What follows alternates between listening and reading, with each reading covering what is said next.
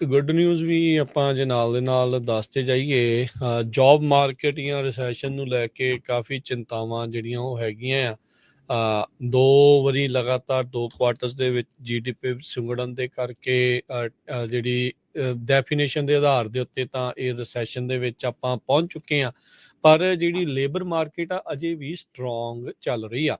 ਜੁਲਾਈ ਦੇ ਵਿੱਚ ਜਿੰਨੀਆਂ ਕਿਆਸ ਰਹੀਆਂ ਸੀ ਉਸ ਤੋਂ ਵੱਧ ਨਵੀਆਂ ਨੌਕਰੀਆਂ ਜਿਹੜੀਆਂ ਆ ਉਹ ਜੁੜੀਆਂ ਨੇ। 5,28,000 ਨਵੀਆਂ ਜੌਬਸ ਜਿਹੜੀਆਂ ਜੁਲਾਈ ਦੇ ਵਿੱਚ ਇੰਪਲਾਇਰਸ ਦੇ ਦੁਆਰਾ ਐਡ ਕੀਤੀਆਂ ਗਈਆਂ ਆ। ਤੇ ਕਹਿੰਦੇ ਜਿਹੜੀ ਇੰਪਲੋਇਮੈਂਟ ਆ ਪ੍ਰੀ ਪੈਂਡੈਮਿਕ ਮਾਰਚ 2020 ਤੋਂ ਪਹਿਲਾਂ ਦੇ ਉਹਨਾਂ ਆંકੜਿਆਂ ਤੱਕ ਪਹੁੰਚ ਗਈ ਆ। ਅਨਇੰਪਲੋਇਮੈਂਟ ਦੀ ਦਰ 3.6 ਤੋਂ ਘਟ ਕੇ ਹੁਣ 3.5% ਦੇ ਉੱਤੇ ਆ ਗਈ ਆ। ਇਹ ਪ੍ਰੀ ਪੈਂਡੈਮਿਕ ਲੈਵਲ ਦੇ ਉੱਤੇ ਜਿਹੜੀਆਂ ਉਹ ਸੀਗੀਆਂ। ਸੋ ਹਾਈਐਸਟ ਲੈਵਲ ਦੀ ਇਨਫਲੇਸ਼ਨ, ਹਰਜੋਤ ਸਿੰਘ ਜੀ, ਰਿਸੈਸ਼ਨ, ਇਹ ਸਾਰੀਆਂ ਚੀਜ਼ਾਂ ਦੇ ਨਾਲ ਚੱਲਦੇ ਜਿਹੜੀ ਇਹ ਲੇਬਰ ਮਾਰਕੀਟ ਇਸ ਟਾਈਮ ਪੂਰੀ ਸਟਰੋਂਗ ਜਿਹੜੀ ਉਹ ਚੱਲ ਰਹੀ ਆ। ਇਹ ਇੱਕ ਚੰਗਾ ਸੰਕੇਤ ਵੀ ਜਿਹੜਾ ਉਹ ਆਪਾਂ ਕਹਿ ਸਕਦੇ ਹਾਂ, ਇੰਪਲਾਇਰ ਲਈ ਵੀ ਚੰਗਾ ਆ ਤੇ ਓਬਵੀਅਸਲੀ ਇੰਪਲਾਈ ਲਈ ਵੀ ਜਿਹੜਾ ਉਹ ਨਾਲ ਦੇ ਨਾਲ ਚੰਗਾ ਹੈਗਾ। ਜੂਨ ਦੇ ਵਿੱਚ 3,72,000 ਨਵੀਆਂ ਜੌਬਸ ਐਡ ਹੋਈਆਂ ਸੀਗੀਆਂ, ਨੌਕਰੀਆਂ, ਤੇ ਇਸ ਦੇ ਵਿੱਚ 2.5 ਲੱਖ ਹੋਰ ਐਡ ਕਹਿ ਲਓ ਵੀ ਉਹ ਹੋਈਆਂ ਆ ਤੇ 5,28,000 ਨਵੀਆਂ ਜੌਬਸ ਇਸ ਦੇ ਵਿੱਚ ਐਡ ਜਿਹੜੀਆਂ ਉਹ ਕੀਤੀਆਂ ਗਈਆਂ। ਆਲਦੋ ਜਿਹੜਾ ਬਾਈਡਨ ਪ੍ਰਸ਼ਾਸਨ ਆ ਇਹ ਮੰਨਣ ਤੋਂ ਇਨਕਾਰੀ ਆ ਵੀ ਅਸੀਂ ਰਿਸੈਸ਼ਨ ਦੇ ਵਿੱਚ ਜਿਹੜੇ ਉਹ ਨਹੀਂ ਆਏ। ਉਹ ਇੱਕ ਹਿਸਾਬ ਦੇ ਨਾਲ ਜਿਹੜੀ ਅਧਿਕਾਰਤ ਡੈਫੀਨੇਸ਼ਨ ਹੁੰਦੀ ਰਿਸੈਸ਼ਨ ਦੀ ਉਸ ਨੂੰ ਆਪਣੇ ਹਿਸਾਬ ਦੇ ਨਾਲ ਲਿਖਣ ਦੀ ਕੋਸ਼ਿਸ਼ ਕਰ ਰਹੇ ਆ, ਲਗਾਤਾਰ 2 ਵਾਰੀ GDP ਸੁੰਗੜਨ ਤੋਂ ਬਾਅਦ ਦੇ ਵਿੱਚ ਵੀ। ਸੋ ਇਸ ਟਾਈਮ ਜਿਹੜੀਆਂ ਜੌਬ ਓਪਨਿੰਗਸ ਆ ਹਰਜੋਤ ਸਿੰਘ ਜੀ, ਉਹ ਹੁਣ ਕਹਿੰਦੇ 11 ਮਿਲੀਅਨ ਤੋਂ ਥੱਲੇ ਜਿਹੜੀਆਂ ਉਹ ਹੈਗੀਆਂ ਨੇ। ਫਿਰ ਵੀ ਬਹੁਤ ਸਾਰੀਆਂ ਜੌਬਸ ਅਵੇਲੇਬਲ ਆ। ਆਪਾਂ ਹੀ ਤੁਹਾਨੂੰ ਜਿਹੜਾ ਉਹ ਦੱਸਦੇ ਆ ਵੀ ਵੱਡੀਆਂ ਕੰਪਨੀਆਂ ਨੇ ਜਿਹੜੇ ਹਾਇਰਿੰਗ ਫਰੀਜ਼ ਵੀ ਕੀਤੀਆਂ ਆ ਤੇ ਨਵੇਂ EMPLOYEES ਦੇ ਲਈ ਜਿਹੜੀਆਂ ਉਹ ਪੋਸਟ ਕਰ ਰਹੀਆਂ ਹੈਗੀਆਂ ਆ। So which is good.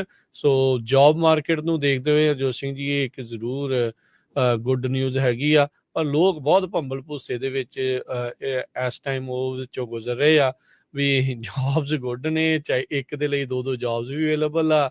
Inflation ਨੇ ਲੱਕ ਤੋੜਿਆ ਪਿਆ ਆ, ਰਿਸੈਸ਼ਨ ਜਿਹੜਾ ਉਹ ਆਇਆ ਪਿਆ ਆ। ਸੋ ਪਤਾ ਨਹੀਂ ਲੱਗ ਰਿਹਾ ਵੀ ਹੋਣਾ ਕੀ, ਪਟਾਕਾ ਪਤਾ ਨਹੀਂ ਕਦੋਂ ਕਿਹੜੀ ਚੀਜ਼ ਦਾ ਜਿਹੜਾ ਕਿੱਥੇ ਜਾ ਕੇ ਉਹ ਪੈ ਜਾਵੇ। ਸੋ ਹਰ ਇੱਕ ਇਕਨੋਮਿਸਟ ਆਪਣਾ ਆਪਣਾ ਡਿਫਰੈਂਟ ਵਿਊ ਪੁਆਇੰਟ ਦੇ ਰਿਹਾ ਹੈਗਾ। ਫੈਡਰਲ ਰਿਜ਼ਰਵ ਬੋਰਡ ਦੇ ਰਹਿ ਚੁੱਕੇ ਇੱਕ ਬੋਰਡ ਮੈਂਬਰ, ਉਹਨਾਂ ਨੇ ਜੋ ਬਿੱਲ ਲੁੱਟਲੇ ਆ, ਉਹਨਾਂ ਨੇ ਇਹ ਕਿਹਾ ਆ ਵੀ ਆਉਣ ਵਾਲੇ 12 ਮਹੀਨਿਆਂ 'ਚ ਬਹੁਤ ਵੱਡਾ ਰਿਸੈਸ਼ਨ ਆ ਰਿਹਾ। ਕਹਿੰਦੇ ਵੀ ਆਲਮੋਸਟ ਇਹ ਸਰਟਨ ਆ ਰਿਸੈਸ਼ਨ ਤਾਂ ਹਰਜੋਤ ਸਿੰਘ ਜੀ ਆਇਆ ਹੀ ਪਿਆ। ਰਿਸੈਸ਼ਨ ਕਹਿੰਦੇ ਵੀ ਜੇ ਹਜੇ ਨਹੀਂ ਆਇਆ ਤੇ ਆਉਣ ਵਾਲੇ 12 ਮਹੀਨਿਆਂ ਦੇ ਵਿੱਚ ਆਣਾ ਆ। ਨਿਊਯਾਰਕ ਫੈਡਰਲ ਰਿਜ਼ਰਵ ਬੋਰਡ ਦੇ ਰਹਿ ਚੁੱਕੇ ਫਾਰਮਰ ਪ੍ਰੈਜ਼ੀਡੈਂਟ ਉਹਨਾਂ ਨੇ ਇਹ ਕਿਹਾ ਹੈਗਾ। ਉਹਨਾਂ ਨੇ ਕਿਹਾ ਵੀ ਜਿਹੜੀ ਸਾਡੀ ਸਰਕਾਰ ਆ ਇਹ ਖਾਸ ਕਰਕੇ ਫੈਡਰਲ ਰਿਜ਼ਰਵ ਬੋਰਡ ਬੜਾ ਲੇਟ ਨਹੀਂ ਐਕਟ ਕੀਤਾ, ਇਹਨਾਂ ਨੂੰ ਪਹਿਲਾਂ ਐਕਟ ਕਰਨਾ ਚਾਹੀਦਾ ਸੀ। ਅਨਪਲਾਇਮੈਂਟ ਰੇਟ 3.6% ਤੇ ਲੋਐਸਟ ਹੈਗੇ ਪਿਛਲੇ 50 ਸਾਲਾਂ ਦੇ ਵਿੱਚ ਜੇ ਦੇਖੇ ਜਾਣ। ਹੁਣ ਇਹ ਦੇਖਣਾ ਆ ਵੀ ਸੌਫਟ ਜਾਂ ਹਾਰਡ ਲੈਂਡਿੰਗ ਹੁੰਦੀ ਹੈਗੀ ਆ ਕਿਸ ਤਰ੍ਹਾਂ। ਸੋ ਡੁਡਲੇ ਕਹਿੰਦੇ ਆ ਵੀ ਇਹ ਲੇਟ ਆ ਤੇ ਫੈਡਰਲ ਰਿਜ਼ਰਵ ਬੋਰਡ ਜਿਸ ਹਿਸਾਬ ਨਾਲ ਇੰਟਰਸਟ ਰੇਟ ਇਨਕਰੀਜ਼ ਕਰ ਰਿਹਾ ਹੁਣ ਬਹੁਤ ਜਲਦੀ ਤੇਜ਼ੀ ਨਾਲ, ਤੇ ਇੱਕਦਮ ਜੋ ਆ ਰੀਅਲ ਸਟੇਟ ਮਾਰਕੀਟ ਦੇ ਉੱਤੇ ਜਿਹੜਾ ਸਟਾਪ ਲੱਗ ਗਿਆ ਹੈਗਾ। ਸੋ ਆਪਾਂ ਦੇਖਦੇ ਹਾਂ ਵੀ ਮਾਰਕੀਟ ਇੱਕ ਤਰ੍ਹਾਂ ਦੇ ਨਾਲ ਫਲੱਡ ਹੋਈ ਪਈ ਆ। ਹੁਣ ਘਰਾਂ ਦੀ ਲਿਸਟਿੰਗ ਬਹੁਤ ਹੋ ਗਈਆਂ, ਘਰ ਵਿਕ ਨਹੀਂ ਰਹੇ।